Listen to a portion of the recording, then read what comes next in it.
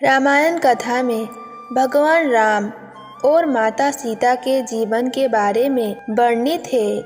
ये दोनों ही साधारण मनुष्य के रूप में जन्मे थे, लेकिन इनका व्यक्तित्व असाधारण था। यहाँ हम आपसे माता सीता के स्वयंवर की कथा कहने जा रहे हैं। कैसे नियति भगवान राम एवं सीता माता को मिलाती है, तो चलिए हम जानते हैं। तो स्वागत है आप सबको हमारे आज की इस वीडियो में।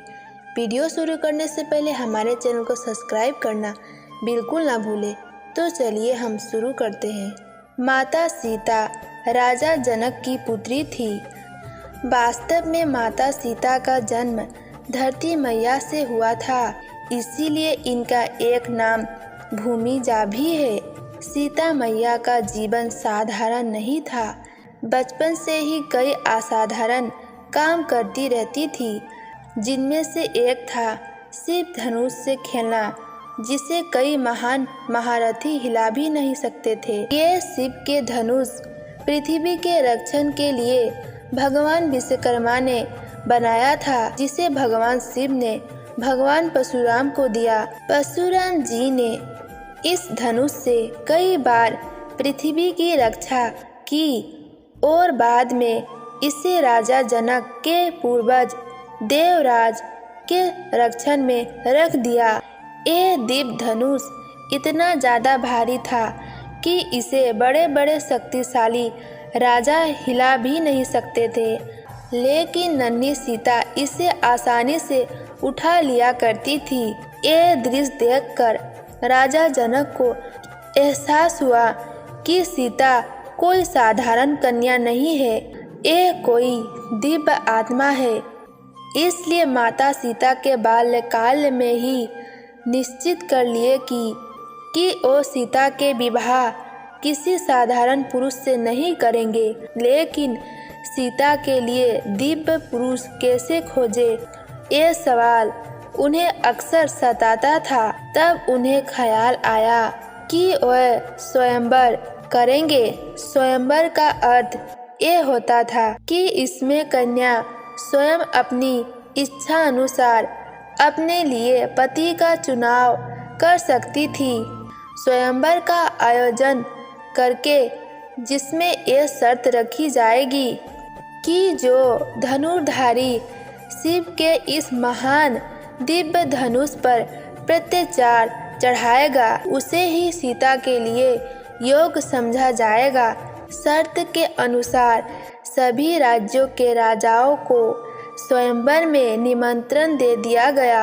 यह निमंत्रण अयोध्या भी जाता है, लेकिन अयोध्या के राजकुमार राम अपने गुरु वशिष्ठ के साथ वन में रहते थे और वहीं से एक सभा दर्शक के तौर पर स्वयंवर का हिस्सा बनते हैं। प्रतियोगिता शुरू होती है। कई बड़े बड़े राजा उठकर आते हैं, लेकिन शिव के उस दिव्य धनुष को हिला भी नहीं पाते। यहाँ तक कि इस स्वयंवर में रावण भी हिस्सा लेता है और धनुष को हिला भी नहीं पाता। ये देखकर राजा जनक को अत्यंत दुख होता है। वो कहते हैं कि क्या इस सभा में मेरी पुत्री सीता के योग्य एक भी पुरुष नहीं है? क्या मेरी सीता कुमारी ही रह जाएगी? क्योंकि इस सभा में एक भी व्यक्ति उसके लायक नहीं। जिस धनुष को वो खेल खेल में उठा लेती थी, उसे आज इस सभा में कोई हिला भी नहीं पाया। जनक के द्वारा कहे शब्द लक्ष्मण जी को अपमान के बोल लगते हैं और लक्ष्मण को बहुत क्रोध आता है।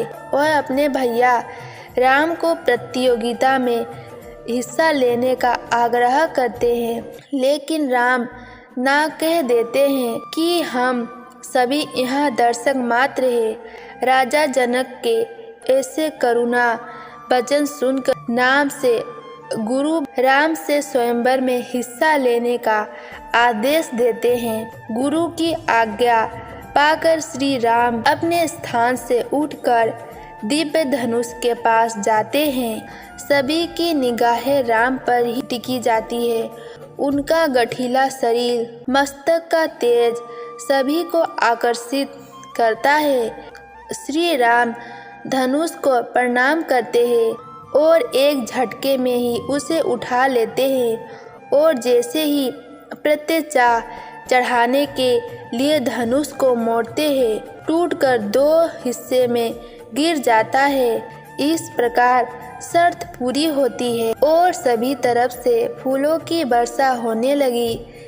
देवी देवता भी आकाश से श्री राम जी पर फूल की वर्षा करते हैं। सीता जी श्री राम के गले में वरमाला डालकर उनका वरण करती है, लेकिन धनुष के टूटने का आभास जैसे ही भगवान परशुराम को होता है और क्रोध से भर जाते हैं और मिथिला की उस सभा में आ पहुँचते हैं। उनके क्रोध से धरती कांपने लगती है। जैसे श्री राम ने भगवान परशुराम के चरण स्पर्श कर क्षमा मांगते हैं, भगवान परशुराम समझ जाते हैं वास्तव में राम एक साधारण मनुष्य नहीं, भगवान विष्णु का अवतार है और वो अपनी क्रोध को खत्म कर सिया राम को आशीर्वाद देते हैं। आज का हमारा ये वीडियो यहीं पर समाप्त होता है। अगर आपको हमारी ये वीडियो अच्छी लगी हो तो हमारे वीडियो को लाइक करना और हमारे चैनल को सब्सक्राइब करना बिल्कुल ना भूलें और कमेंट बॉक्स में ज़रूर लिखें जय श्री राम।